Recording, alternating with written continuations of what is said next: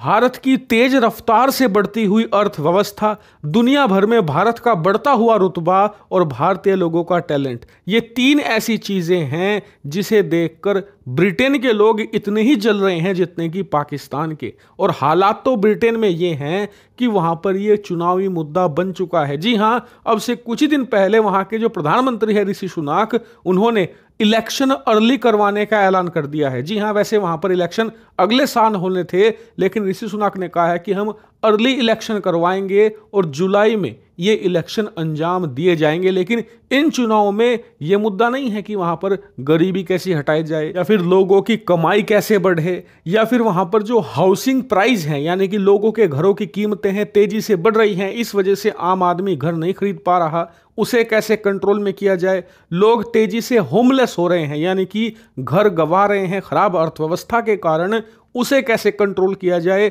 या भ्रष्टाचार को कैसे रोका जाए, ये कोई भी मुद्दा नहीं है। मुद्दा क्या बन चुका है? भारत और भारत के लोग।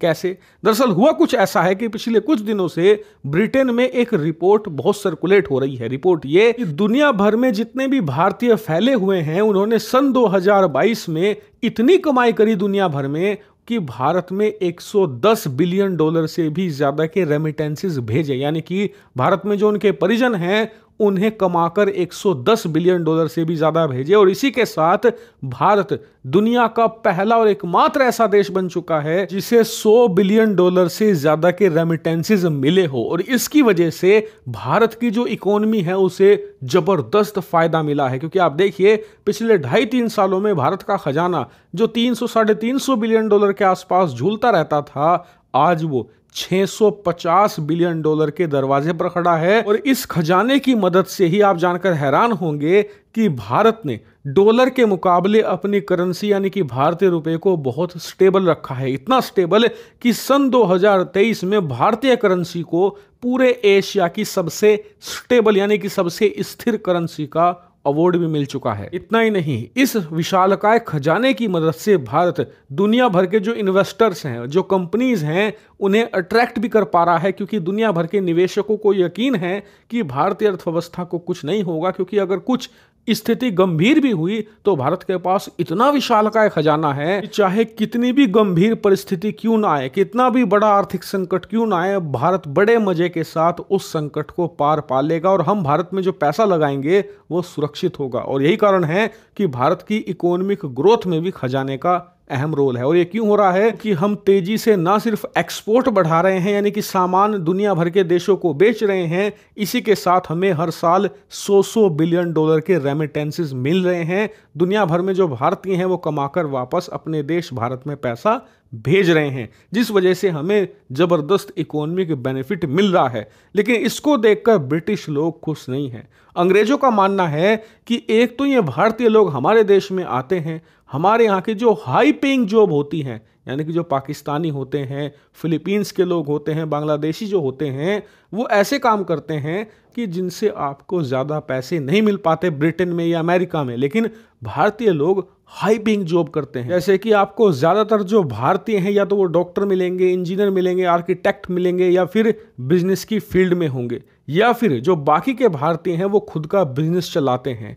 जैसे कि कई ने होटल की चेन खोल के रखी हुई है, कई ने ग्रोसरी स्टोर खोल के रखे हुए हैं, कई लोग तो इंडियन रेस्टोरेंट भी चलाते हैं, जिससे कि उनकी जो कमाई होती है वो बहुत ज़्यादा होती है। इसी वजह से वो ज़्यादा पैसे भारत में भेज पाते हैं। इसीलिए अंग्रेज़ों को लगता है कि ऐसा करके जो भारतीय लोग हैं ना सिर्फ उनकी बिजनेस को छीन रहे हैं, बल्कि उनकी हाई पेइंग जॉब जो उनके बच्चों को मिलनी चाहिए, जो वो डिजर्व करते हैं, उन्हें नहीं मिल पाती। और इसी वजह से वो अपनी सरकार पर दबाव बना रहे हैं कि आप जो भारतीय छात्र हैं या फिर भारतीय लोग हैं, उन्हें दिया जाने वाला वीज़ा कम कीजिए, जिससे कि कम भारतीय आए और हमारी नौकरियां बची रहें। अंग्रेजी जनता को लगता है कि ऐसा करने से दो फायदे होंगे। पहला ये कि जो हाई पेइंग जॉब होती हैं, बड़े बिजनेस होते हैं, वहाँ पर कंपटीशन कम होगा, क्योंकि भारतीय छात्र बहुत ब्राइट होते हैं, मेहनती होते हैं, उनके सर्वाइवल की लड़ाई होती है। ऐसे में वो हर हाल में सफल होना चाहते हैं, इसलिए वो मेहनत भी ज़्यादा करते हैं। यही कारण है कि नौकरियां उन्हें मिलती है। लेकिन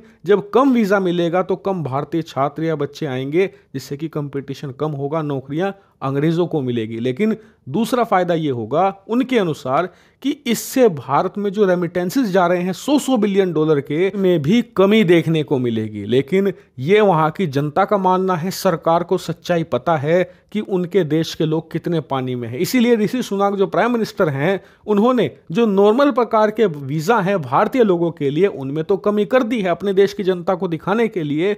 लेकिन जो ग्रेजुएट वीजा हैं, यानी कि जिन लोगों ने ग्रेजुएट करके रखी हुई है, उनके जो वीजा हैं उसमें कतई भी कटौती नहीं करी है, क्योंकि उन्हें पता है कि पूरा ब्रिटेन भारत के जो ग्रेजुएट छात्र हैं, जो बहुत ज्यादा पढ़े लिखे बच्चे हैं, उन्हीं के दम पर तो चलता है। लेकिन यह खबर आपको दिखाती है कि दुनिया भर के जो ऐसे लोग थे जो अपने आप को एलिट मानते थे, भारत को नीचा करके देखते थे, आज वो कैसे भारत से जल रहे हैं, भुन रहे हैं भारत की ताकत, अर्थव्यवस्था और भारतीय बच्चों के टैलेंट को देखकर।